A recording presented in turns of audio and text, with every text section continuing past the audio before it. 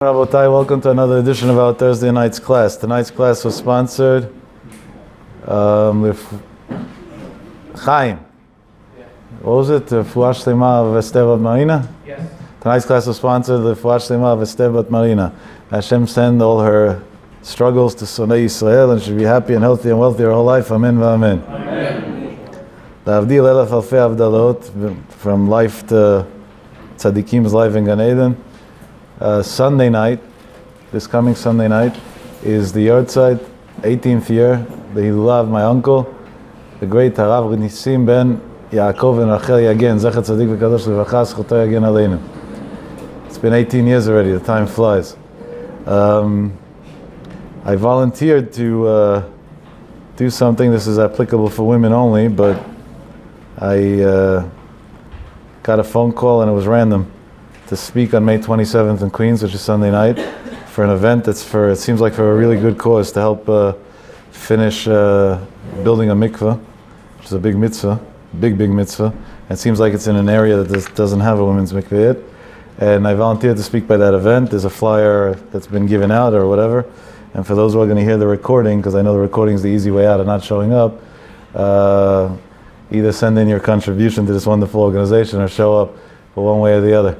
And I'm doing that at L'ilui Nishmat, my uncle, which out of the 17 years, I think the majority of them have been in Israel for the Hilulah.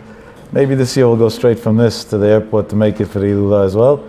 But when they called me originally and I saw that it was going to be on Yudalit Sivan, which is his Hilulah, I said no. I go to Israel, it's out of the question. But then I thought about it and I said, if my uncle was alive, and I would have asked him, come visit you or go speak and help out a good cause. I don't doubt he would have told me, go help out a good cause. And that tipped the scale. Then I had a weird story, that I took one of the Sfarim that I put out from my uncle in Hebrew, and I did a goral, not a real goral, my own goral. I opened it up to see what's going to come out.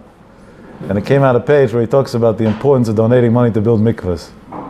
I got the shock of my life, and I said, now from Shamayim, they told me for sure where I belong, and that's how so you got a sneak preview. I'm going to say that story on Sunday night also.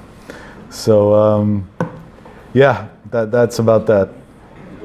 I'd like to compliment many of the boys that were here on Shavuot, that I saw based on different questions and phone calls that I got in the past couple of days, that the guys took on themselves to learn 2 Mishnayot today and seem like it's holding out nicely. Ashrechem u'matov chalkechem. And I feel honored to answer your questions when you call to explain your Mishnah, to help you out with your learning, even though it's hard for me to answer calls a lot of times, but this to me is priceless. Ashrechem u'matov chalkechem. And I'm sure it's a big nachat ruach in Shamayim, HaKadosh Baruch Hu, that he sees a young generation of people. And young is not a number, age is only a number. Young is Kinar Yisrael v'Ohaveu. HaKadosh Baruch Hu calls all of us now, children at all ages. We're always young. Observant Jews don't need anti-aging products. We stay young forever. Yeah, that's the way it is. Last night I said some shiur, and one of the boys afterwards came outside, and he told me, I have to ask you something. You said you have an 18-year-old daughter. You look a little young for that. Can you explain me what went on along the way? So I told him, yeah, Kinar Yisrael v'Ohaveu. Hashem always calls us young. And I hope to look this way forever. Why not? It's a good thing. I said, you're going to tell me the Chazal say Yaakov Avinu asked that people should look like they're aging? I said, for that I'm balding a little bit. It's fine. That's good enough for the Yaakov Avinu's request. I mean, there is such a thing. HaKadosh Baruch Hu views us all as young people all the time. Haben Yakili Ephraim im Yeled Sha'ashuim instead of Adam Yisrael at any age. There's no age criteria. Yeled Sha'ashuim is a kid who makes in his diapers. Is a baby. And HaKadosh Baruch Hu considers us young kids our entire life, which has in it a lot of spiritual benefits, by the way. One of the greatest spiritual benefits it has in it, Rav Nissim used to always quote this Chofetz Chaim, that the Chofetz Chaim Zechut Yagen Aleinu used to say, that if HaKadosh Baruch Hu calls you a nar, that means after 120, you're going to be able to come back and say, I was a kid, what do you want from me, God? Kids make mistakes. He said, if we look at you like the adult, so now we could demand from you like the adult. If it's Nar Yisrael, so v'Ohaveu, a kid, even when he misbehaves, oh, poor baby, he's so cute, he's so sweet, right? The same thing. So HaKadosh Baruch Hu, even in 2018, when maybe not all of Klal Yisrael behave so much, but he still finds us so cute and so lovable, his wonderful, wonderful Shevet, his wonderful children. Tonight I want to blend a little bit some of my thoughts, my feelings, my memories, and my emotions about my uncle honestly, I don't have much to add because I spoke so many years, whether it was here or all over the world by Hilulot. There were times that, due to time zone changes, I was able to speak in Israel in one or two places, and then in the U.S. again, and even within the U.S. in multiple places all in one day. And I don't, to repeat what you know already sometimes doesn't make sense, because you know it already. What do you need me to repeat it for? So I'm going to try and say over things that I heard from my uncle over the years, or that I wrote from him in the Sfarim that we wrote, that were the Chidushei Torah, or the stories that he had a very special connection with, that he liked retelling. There were certain Chidushei Torah, certain stories, certain things in his life that he used to love saying over. Amongst many of the things that he stood by, his legacy is that you have to be willing to give somebody something in exchange for what you take away from it. He based this on a story that he used to say over from the great Rosh Shiva, Maran Rav Shlomo Zalman Auerbach. I don't want to say this for sure, because I don't know 100% for sure, but I think he heard the story from me, because I know the people involved in the story, and I think I was the one who made the story famous. I had a roommate in yeshiva that was much, much older than me, that learned by Rav Shlomo Zalman when he was still alive and well in his younger years, if we'll call it that. Not young, but not as the last few months of his life when I got to know him. And he relayed to all of us in the yeshiva on many occasions, he used to repeat this every year, a mind-boggling story. In Yerushalayim there's a custom that if somebody passes away, we shouldn't know any tzar or death, and they were a Jerusalem resident, they passed away in Jerusalem. There's a minhag Yerushalayim that you don't wait for the funeral, you do it at any time of the day or night immediately, even if the weather's not good, as long as you can get a minyan amen, you just do it. That's it. The quicker the better. And there's a lot of Kabbalistic reasons for it. There's a great, great suffering for a neshama. If you delay the funeral, every hour that goes by is a terrible, terrible suffering for the neshama. So it's very common to see in Hal HaMenuchot, for example, funerals happening at 1, 2, 3 a.m. It's extremely common. It's not a far-fetched thing at all. Where does it change? If there's an Adam Gadol, a Gadol Torah, like recently when Shmuel Eibach passed away, so then they push off the funeral to the next morning, because Mishum Kvod Torah, in honor of the respect of the Torah, we want to allow more people to attend, to give the opportunity to more people to attend. So therefore we have to give it some time to publicize and to let people know and so on. And therefore many Gedolei Yisrael had their funerals pushed off. Rav Steinman, for example, was one of our Gedolei Yisrael that also passed away this year. He specifically left in his will that he doesn't allow more than 6 hours to go by from the time he passes away to the time he buries him. Because he knew that being that he's one of the Gedolei Yisrael, they're going to probably push it off to make it, a larger funeral. And he didn't want that to happen because, again, from the Kabbalistic perspective, it's a tragic thing to do to somebody. And they stuck to it. They to the point that they gauged the actual burial exactly, they rushed the actual funeral ceremony just to gauge the burial within the time frame that he gave. But anyway, this boy was in yeshiva one Shabbat. This was before I was in the yeshiva. And on Shabbat, an Arab lady came, a social worker from a hospital, to the yeshiva, called him out. Normally when a social worker calls you out of your school, that's not a good thing. And she tells him that she has to break him news. To make a long story short, the news was his mother had a stroke that morning and passed away a few minutes before she came. And she had come directly from the hospital to notify him of the death. And he was an only child. And now he's in charge, right? It's his mother. He's an only child. His father probably Shalom Yada what he's going through. And they have to make funeral plans. So on Shabbat, you're not allowed to cry, you're not allowed to make plans, you're not allowed to talk about it all. So he stayed quiet all Shabbat. It was a winter Shabbat. Shabbat was over relatively early. And about 5:30, 6 p.m., he went immediately to Rav Shlomo Zalman Auerbach to tell him the news, but not to break him bad news, to ask him if al pi halacha he could wait for the next day, because the mother's family, all live in other cities and towns, and Saturday night for them to get to Jerusalem in the winter, it's going to be very hard. And it's not, for respect of his mother, he wants that the family should be by the funeral. And he went into Rav Shlomo Zalman with this question. Rav Shlomo Zalman was quiet and thought about it, and he says it took Rav Shlomo Zalman close to a whole minute to answer, which felt to him like eternity, because this is his mother's burial. It's enough that he has to go through such a tragedy. And Rav Shlomo Zalman told him, no, al pi halacha, you have to make the burial right away. And he said, if it was up to me, I would say before 11 o'clock at night, you should already make it. It was 6 p.m. Saturday night, meaning he gave him less than a 5-hour window. So he starts crying and he says, but Rebbe, nobody's going to be there. What am I going to do? It's not going to be respect for my mother. And Shlomo Zalman tells him, don't worry. Go back to the yeshiva. Tell the boys in the yeshiva, this was before the days of cell phones, tell the boys in the yeshiva that I said that they should go to the funeral. And the yeshiva alone is over 650 boys. That's what it was then. Today it's much bigger, Bliana.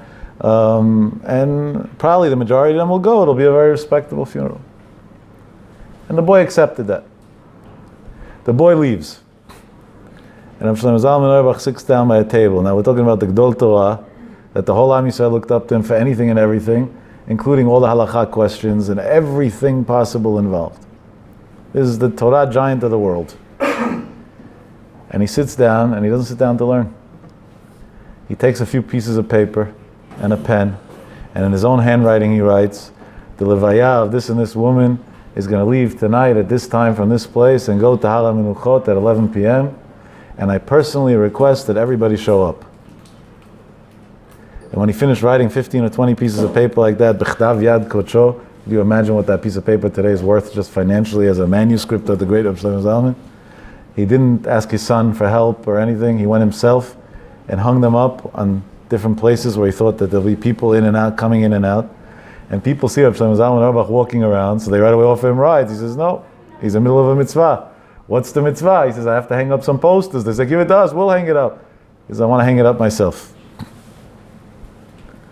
So the word spread like wildfire all over Israel. Rav Shlomo Zalman Auerbach is writing handwritten posters and hanging up on telephone poles posters to go to a funeral of this woman.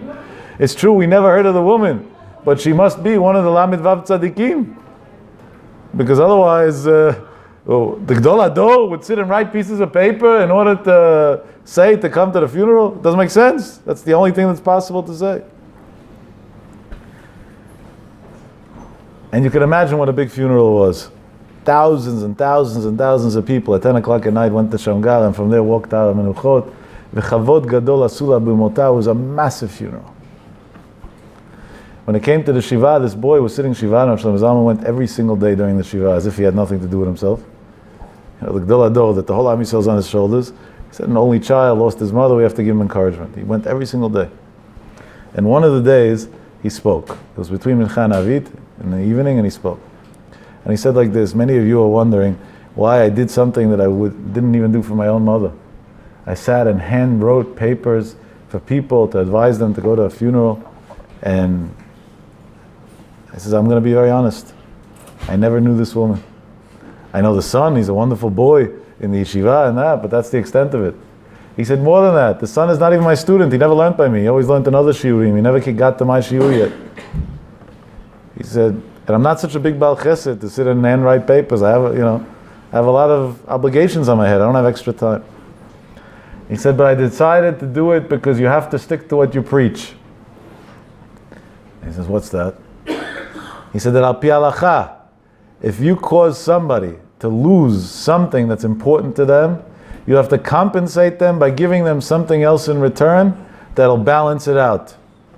And if I gave the psak halacha that causes that in theory his mother's funeral should be a smaller or less respectable funeral, so I'm obligated al pi halacha to make sure that that doesn't happen and that he has something that's going to make him feel more proud about his mother's funeral instead. And the only idea that I could have thought of was this. And Baruch Hashem, I heard it worked. He didn't hear, he saw, because he went to the funeral himself, but that part he wouldn't say about himself. Rav Nissim used to love saying over this story. And he said like this. He said many years before Kiruv was a popular thing or a way to make a lot of money and fundraise, today it became a business, but before it was a business. One of the amazing things about my uncle, I stress this every week because it's in my blood lately, is that he never took $1 to speak from anybody, under any circumstance. It was in his blood. We don't speak for money. We speak because we want to give over Hashem's Torah. And he never fundraised for his organizations because he didn't have an organization. What could be better than that? And there's a man who made over 100,000 people Shomrei Shabbat in his life. In his short life, he died at 58, a day before his 59th birthday, I think it was. And he wasn't religious a big part of his life. That means for the segment of his life that he was active, which was a period of about 30 years, he had success beyond what everybody in the whole world today does together with all of technology and all of the money that's being spent. A one-man show. But it came from a certain L'Shem Shamayim.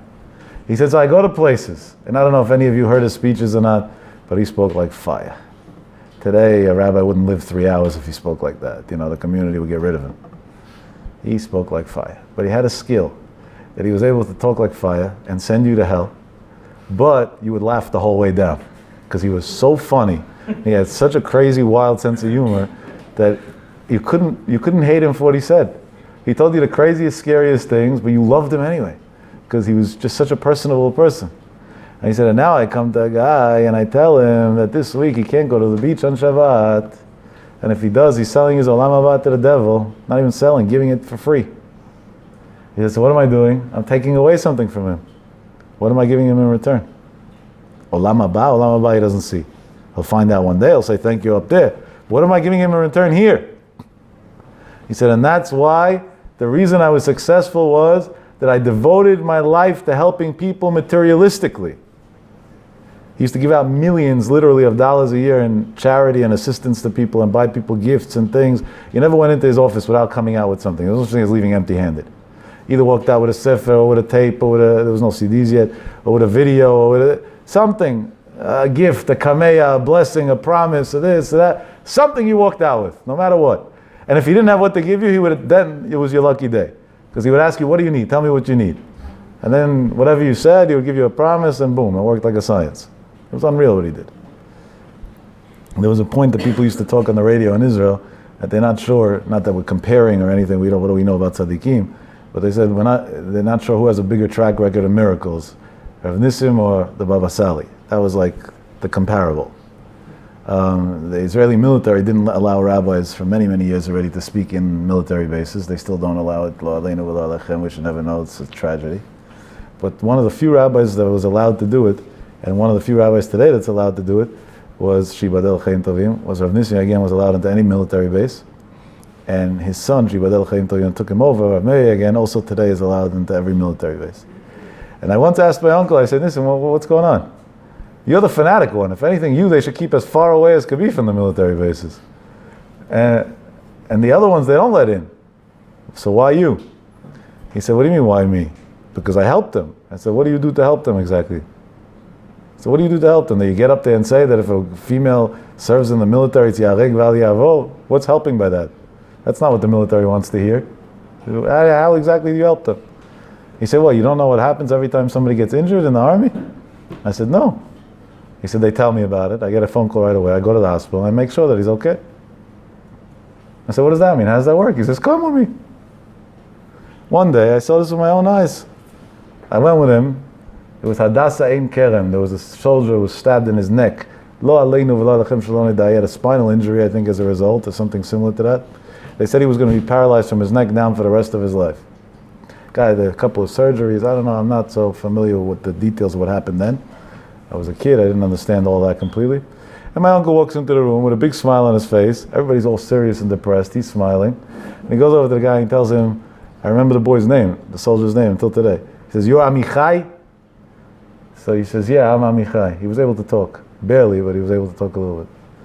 And he says, so why are you laying? Get up. And the mother was ready to throw my uncle physically. She was about to grab him and push him out of the room. Some Haredi guy with a hat comes in. The guy was just injured. It's all over the news. News reporters outside. What? Get up already. And he's screaming there, get up already. And the mother says, sir, maybe you don't know, but he says, yeah, so what? We're going to let the Arabs win? We're going to let the terrorists win? Hashem can't let a terrorist win. Stand up right now. He took his hand, he picked him up, the guy walked like nothing ever happened. I saw it with my own eyes. My own eyes I saw it. And that was it. He went through a tiny little medical procedure afterwards that was more cosmetic than anything else, and he was a healthy man as if nothing ever happened. My own eyes I saw it. And so he said, I protect their soldiers. So of course they let me in. We have a deal. I take care of them. They take it. What was the idea behind that? Again, that was his philosophy in life. That if you want to go and take away something from somebody, you have to be willing to give them something in return that can compensate for what you're taking away from them. That was one of the reasons why in his house on an average Friday night, there was somewhere between 30 and 50 guests. Most weeks a lot more actually. But on a slow week, 30 to 50 guests. Can you imagine every week? Now he didn't believe in doing mitzvahs on the cheshbon of his wife. He used to go into the kitchen himself on Friday and cook. Here's the great rabbi, who has over 100,000 followers, going into the kitchen on Friday, taking off all his rabbinic garb, putting on an apron, and cooking. He used to cook in big commercial pots. There was no ifs, ands, and buts. Friday night, he didn't let his daughters get up to serve. He said, you helped mommy all week, I wasn't home, I'm going to serve. He would go here's the big rabbi that 50 people came to be with, goes into the kitchen, and then when people used to tell him, Rabbi, it's not respect, we'll do it, we'll help out, we'll send you waiters, we'll this, we'll that. He said, Avraham Avinu was able to do it and I'm not? What, am I greater than Avraham Avinu? What type of crazy idea is this? How much does it irk me and turn my stomach inside once in a blue moon when I go to somebody's house for a meal and I see the father sitting like a dead man on a chair and he thinks everybody should be serving him. I give him a little tchiyat metim. I give him a jab. I said, buddy, get up and help a little bit. Be worth something in this world. What are you, a gush basar? What is this? I said, I had an uncle who was a Gdol Ador. And every Friday night he served everybody. He gave everybody to drink. He was very into that also. He said, people today are so broken, we got to give him chizuk. Imagine what he would say today. He used to pour arak over there like it was going out of style. It was like there was more arak than coke in that house. It was by him, but what? And we used to ask him all the time, that's what's important. You scream all the time, Torah, Torah. He says, yeah, but Torah, Torah, Torah means I take away from them their outings, their fun, their pleasures, the things that they were used to. The least I could do is feed them and give them good alcohol and give them things to give them kosher pleasure instead, that they should be able to feel like I didn't. He says, that's the obligation of somebody that wants to give over a message. And that's a great, great lesson.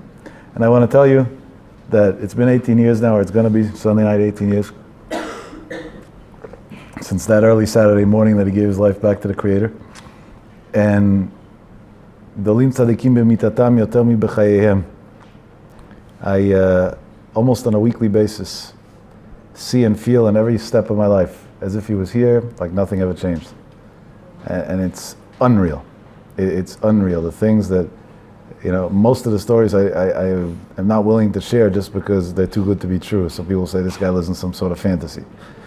But many of them, and I don't take the credit for myself. It's very simple why. I had the schus to help him a lot at the end of his life and to go to the hospital and spend a lot of time with him. He was sick, he was in Sloan Kettering. That's a place that I would like to put a lot of terrorists in instead in exchange for the Jews. Ze kaparati, ze khalifati, and do that. He actually did that one time. Yeah, there was one day that somebody came into his office that was very sick and he felt very bad for the person.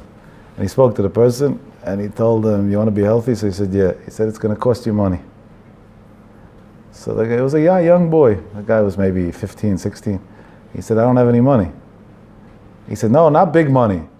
10 agurot, you have? 10 agurot is, I don't know, today is the equivalent probably of 2 cents or 3 cents maybe.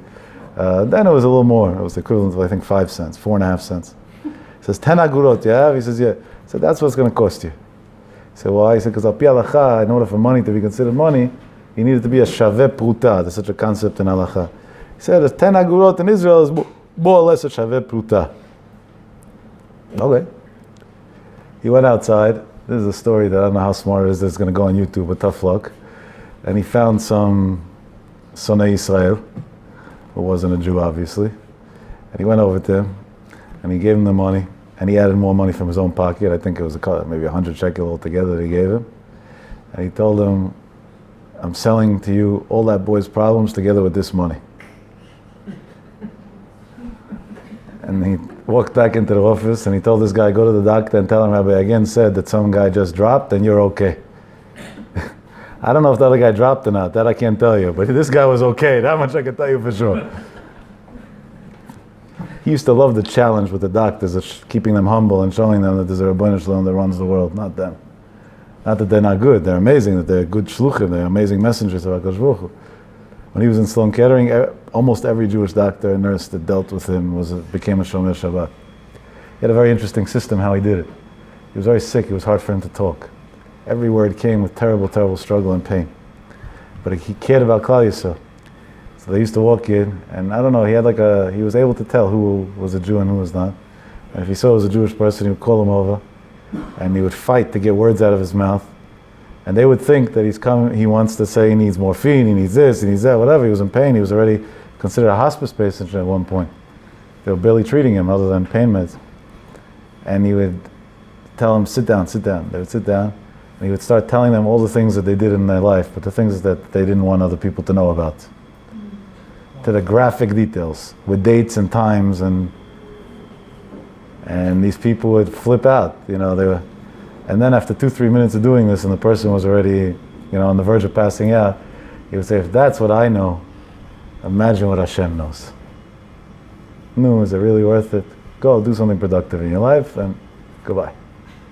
There's a few doctors there until today that are from Shomrei Torah Mitzvot, and they told me, one of them told me clearly, he said, that's what happened and that's what turned my life around. He said, I went home that week and I changed my whole life from one side to the other.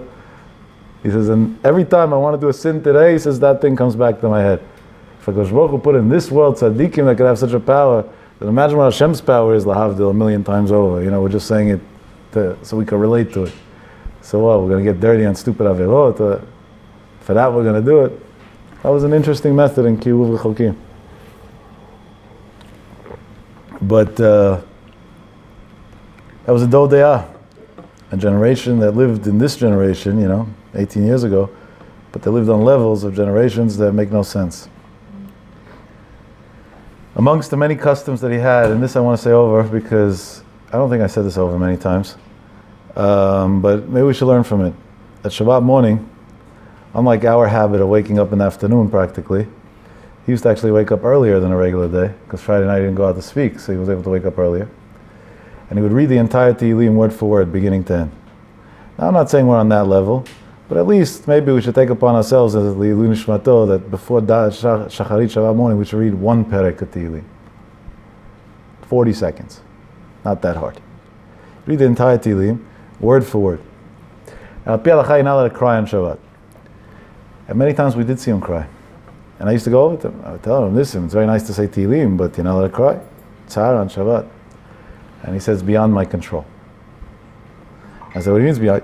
If in Halakha it says it's within your control. He says, yeah, but in Halakha it also says that you have to feel somebody else's pain. And Halakha it also says that you have to be honest with yourself in your spiritual situation. And Halakha it also says, and he would rattle off to me all different examples. And he would say, when I look at myself in the mirror before I come out to read the Tehillim and I see where I'm holding in life, I start crying from that alone. We're happy, right? We're sure we're going straight to Gan Eden, that God is building a special Gan Eden for us. One boy told me the other night, he says, I know for sure I'm living till 120.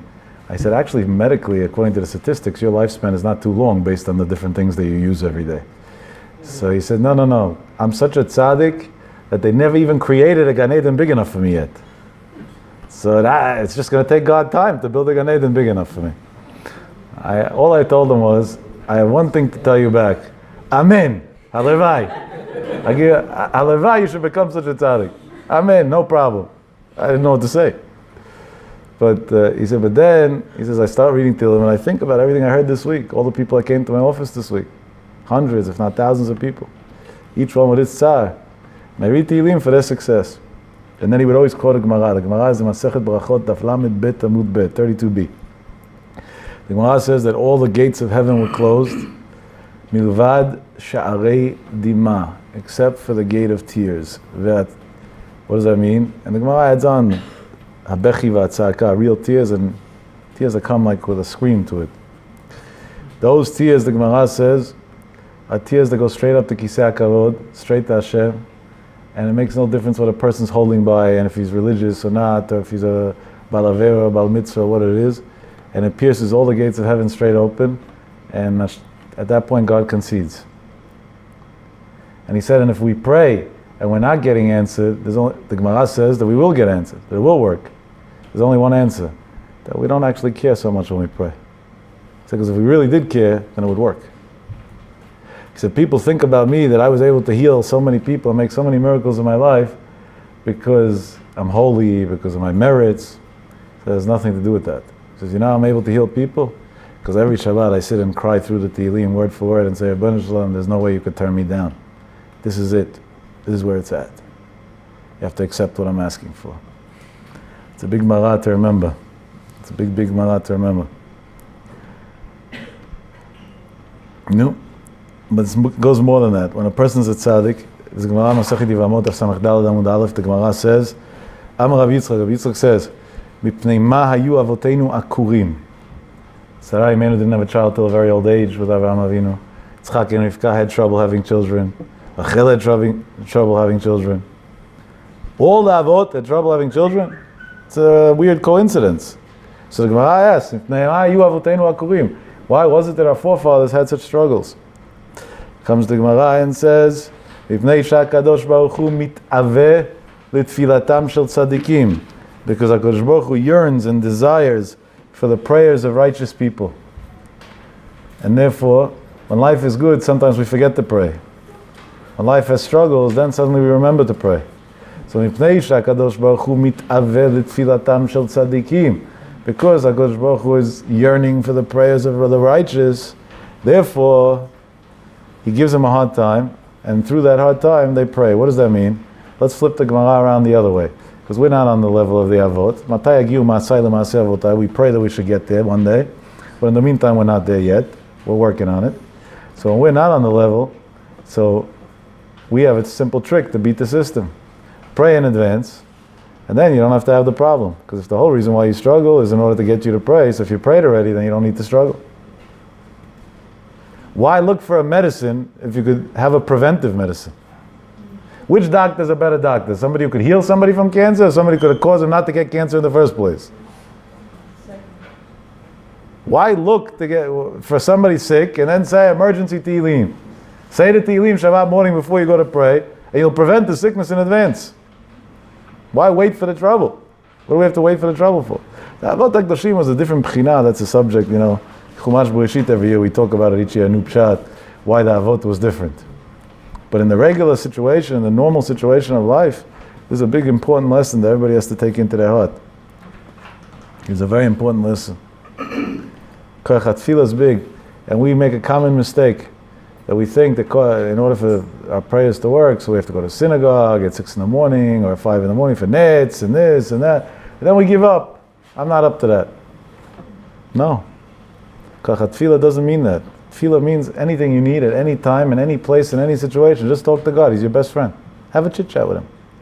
Negotiate with Him. Spill your heart out there. Argue with Him. Whatever it is, the way you know how to vent. Make God your number one venting board. Yibonot Shalom, it's hard for me. I'm in pain. I'm suffering. I can't deal with this. Help me out. Talk to Him in your own words.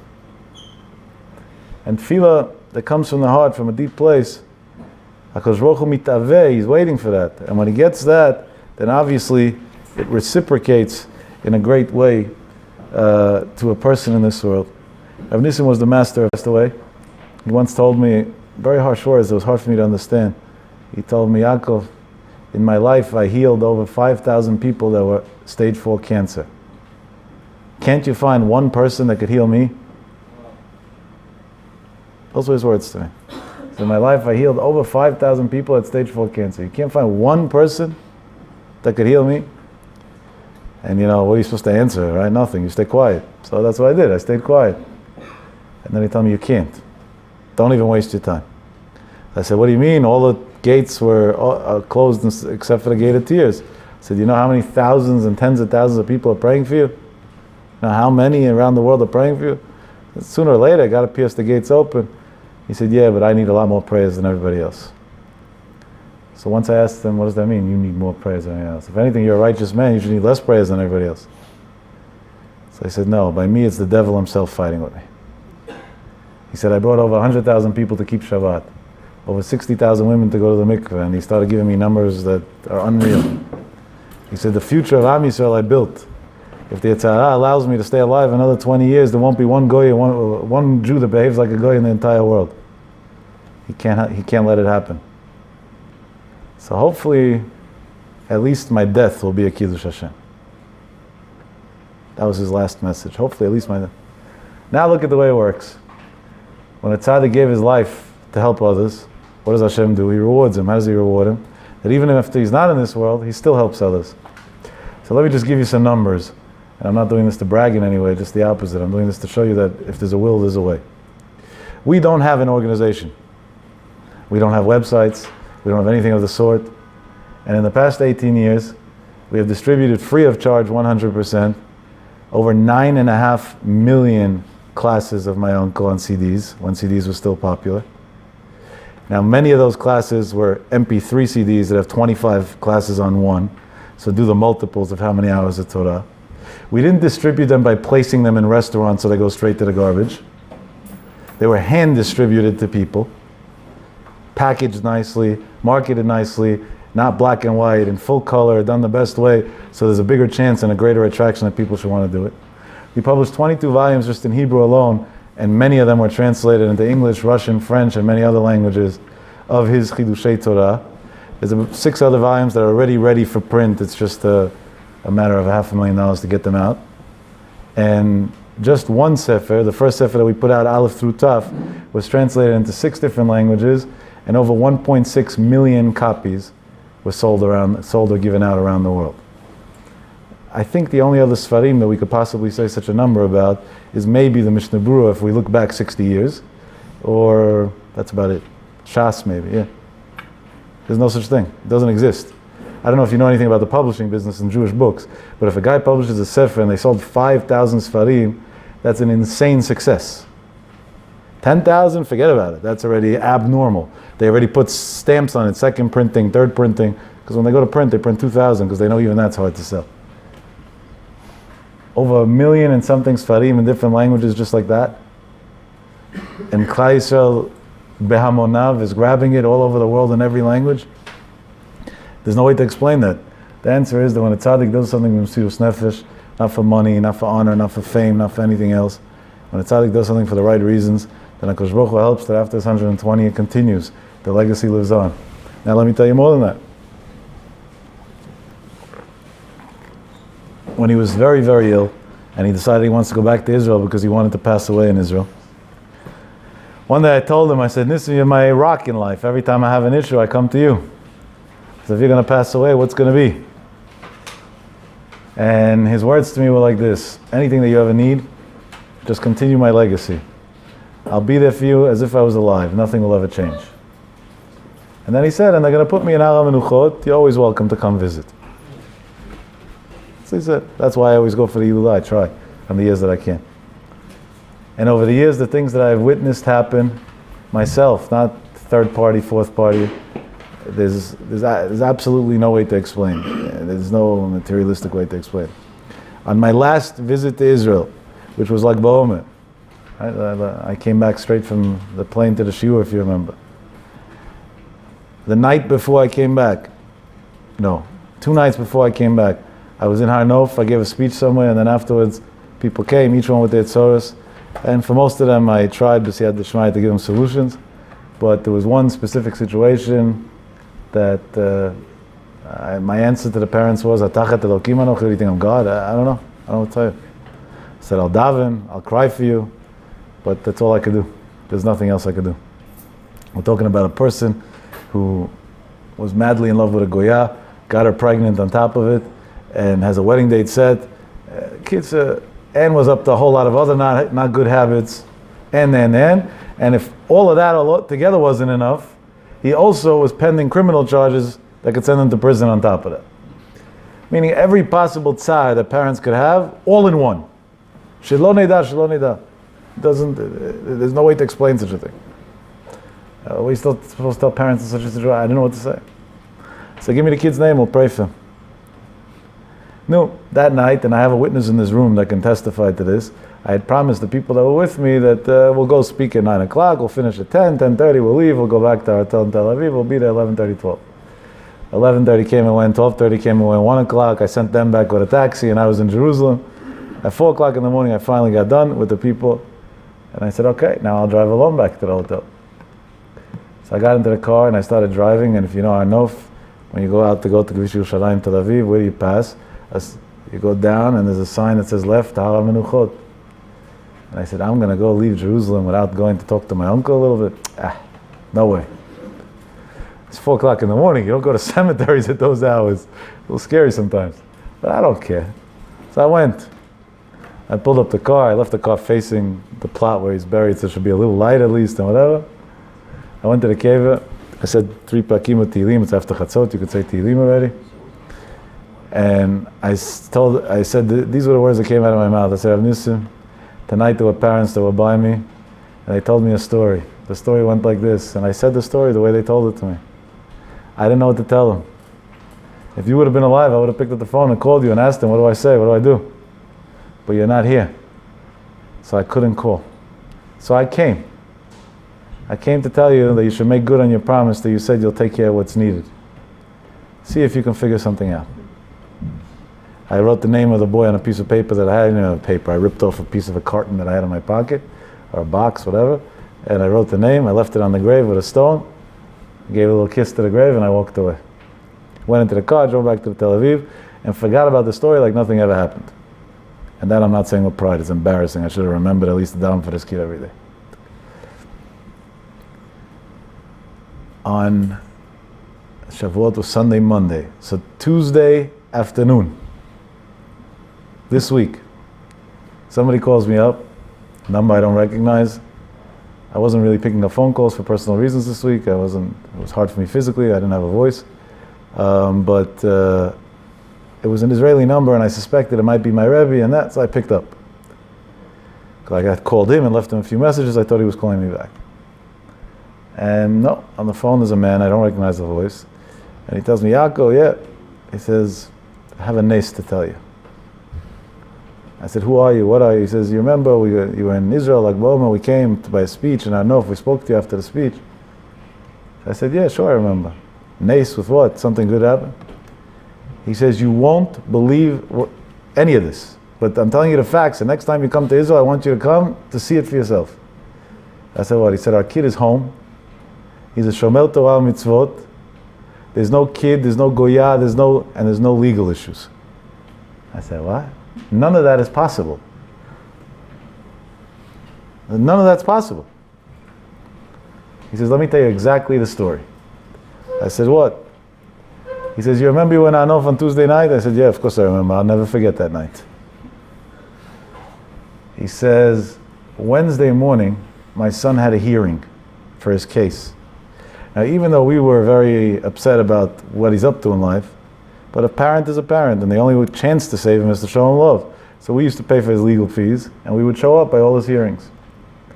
And right before the hearing, this guy was in so much trouble that he was on arrest. Like they didn't even leave him in house arrest. He was in prison. And his parents used to see him coming to the hearing shackled up. He said he came out, and there's like a minute or two before the judge walks in, and that's when we are able to sneak a word or two with him when the lawyers are allowed to talk to him. His lawyer's talking to him, and he whispers to me, and this is what the father tells me. He says, Dad, today the judge is dropping the case, and I'm coming home, and I'm going to be a Shomer Torah mitzvot. And then the lawyer pushed the father away because he had to get a few words in before the case, and they had a hearing. It was one of the proceedings. It wasn't even a final trial hearing. It was just and in the middle of the thing, the judge says the arrest was illegal. The way they obtained the information on this guy was illegal. They didn't have the right subpoenas. And as a result, the case is thrown out, dismissed, and sends him scot-free instantly. The kid gets into a car. They're driving back to Har Nof where he lives. And he tells his father, I didn't put on tefillin. I need tefillin. There's a kid who didn't know what. He got to go out pregnant. He said, what tefillin now? The father thought he was joking. But he saw that the kid predicted this and it happened. He tells him, I'll give you tefillin. Anything in the world you want, I'll give you. But give me something. I am your father. He says, what we've been through in the past few years, there's no way to describe. How did you know? He says, I was in my cell, and it was about 5 minutes before we have to get up or whatever, for whatever, I don't know, thank God, no Jew should ever know what that means. And I dozed off a little bit because the whole night I was stressed out because of the hearing. And a man came to me in a dream and told me, let's make a deal. You take upon yourself to go back to being a yeshiva boy, and I take upon myself that the judge is dropping the charges tomorrow. And the father turns to me and says, do you know who the man is? I said, I have no idea. He said, but it worked, that's all I know. and I promised myself that if the charges get dropped, I'm becoming a regular Shomer Torah Mitzvah. I thought the conversation was over, and then I wanted to start my part of the story. But no, the conversation wasn't over. He says, now you won't believe it. It gets better. He says, what? He said, a few days later, my son was in a very depressed mood. And I was sure that's because of all the trauma, everything he's been through, and his big nisyonis that he has, because he's used to a different life than being a Shomer Torah Mitzvot. That's why he's so torn apart. So I tried to offer him love and encouragement and see if he needs money, if he wants help, anything in the world that he wants. It's my kid, I wanted to help him. And he says, no. He says, you don't understand, my problem is not solvable. He says, what does it mean the problem is not solvable? And I'm not saying this out of joy, I'm saying this out of confusion. I'm not sure how you present this, I know you should take it the wrong way. He says that the Zohar Kadosh says that if somebody has a child in the world that's a goy, he's not going to go to the Mechitza of HaKadosh Baruch Hu, he can't get into Gan Eden as long as his child's in the world. He said, my girlfriend's about to have a goy, a child, and what's going to be with me in Gan Eden? His father said, how do you know such a Zohar? I never heard of such a thing. He said, I was listening to a speech of some rabbi, whatever, and he quoted it in the speech.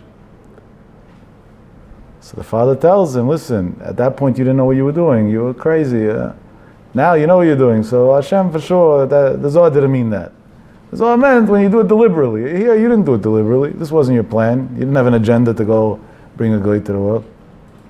He says, not even 15 minutes later, he gets a phone call, the boy, from this girl. He doesn't pick up because he's trying to stay away from her, right? Now he's officially a Shomer Torah Mitzvot. He gives the phone to his mother. And he says, Mom, talk to her, because after all, I got to be a decent human. It's not her fault that I decided to become religious. And she says, she asks for him, he doesn't pick. See, the mother says he's not feeling so well, she made up a story, whatever. The girl says, tell your stupid son, I want nothing to do with him anymore. This is my last phone call, and he has nothing to worry about child support because I had a miscarriage last night. And that I say with mixed feelings, because I don't know how it works in Shamayim with these type of things. The father finishes telling me this story. He's beyond emotional. There's no way to describe what he's telling me. I said, let me ask you something. Did you ever ask your son what speech he was listening to and what rabbi he was listening to when he heard this Zohar Kadosh? So he said, no, I never asked him. Honestly, because I didn't want to encourage listening to such things, because I said, interesting. I said, you never wanted to figure out who was that person that came to him in a dream? You never wanted to figure it out? He said, how am I supposed to figure it out? He said, our house is full of pictures of Gdolim. He never pointed to any of them and said it was them. I said, I'm going to send you a picture. I want you to show this to your son. And if my theory is right, I'm going to send you a recording as well. My father says, okay. I said, you have WhatsApp? He said, yeah. I said, you're connected to Wi-Fi? I could send you a picture right now live? He says, yeah. I send him a picture of my uncle. And he says, my son is not home. He'll be home in whatever amount of time, lunchtime. I'll call you back. He calls me back. And he says, that's the man. I said, that man's name is Rav Nissim Yagen. He was listening to a speech of Rav Nissim Yagen, CD number this and this and this, where he says it in that CD. The kid didn't believe it. I sent him a link where he could hear the CD. And he said, yeah, that's exactly what I was listening to that day. I understand what the power of a tzaddik is. But where does this power come from? It's not a miracle story. When HaKadosh Baruch Hu sees that there was a man who lived in this generation who 24 hours a day, 7 days a week, gave up his whole life. He had nothing for himself, 0, 0, 0. Just for Klal Yisrael. He slept in bus stops. He slept on sidewalks because he didn't have money to take cabs or what. So he used to finish speeches 2, 3 in the morning. There was no way to get home. But the next day he had to function. So he would go to sleep on the sidewalk, wherever he was. And he did this for years, not for a day or 2 days. Today every guy needs a driver and $3,600 and this and that and with that he shows up for 40 minutes and runs away. With that there's no siyata d'shmaya. With that there's no mitzvah in it. He gave his life, his neshama, his last $5 that he had, he would give the yeshiva boy so he should go buy food so he should be able to learn better. I said, but Nissim, what are you going to do? You need the money to get home. He says, I'll figure it out already. He said, if Hashem wants me to get home, he'll send me a ride. And if not, so he said, it won't be the first night on a bus stop. He used to answer me that all the time. That was his answer to everything. If not, it won't be. When HaKadosh Baruch Hu sees that somebody in this world is willing to sacrifice so much, So at that point he says, "Dolim tzadikim b'mitatam yoter b'chayehem." The righteous' power in Shamayim is so much more than their power in this world. So if any of you will happen to have the merit, and I'm saying this purposely because I know there's a bunch of people who are not here tonight that went to Israel for the Hilula on Sunday, believe it or not. Yeah, they do it every year. Guys and girls alike. So those who are in Israel, they should definitely go Sunday night or Monday day. Probably Monday day is probably better. In Harav Menuchot, near the Beit Levayot HaSfaradim is the section where he's buried. It's funny how Hashem runs the world. Rav Nissim had a few close friends in his life that he used to talk about a lot. One was Chaim Tzion Levi, one was the chief rabbi of Panama, Zechet Tzadik Levacha. One was Chaim Baruch Ben Chaim, one of the chief rabbis of the Syrian community in Brooklyn, and a few others. And if you go to his grave, you'll see an unbelievable thing. That the two graves near him are Chaim Tzion Levi and Chaim Baruch Ben Chaim, his two close friends. And I don't think it was planned. Hashem was Mesadeh that the tzaddikim that gave their lives there, and they all had the same thing in common. That they gave their life for the community and for everybody, and just to be mechazik another Jew and to make a difference, and to help more people learn and more people grow in Torah and more charity given and more good deeds done. So Hashem was arranged that they should end up being together. B'chayehem u'b'motam lo nifradu. In their life in this world and in their life in Olam HaEmet, they were never separated.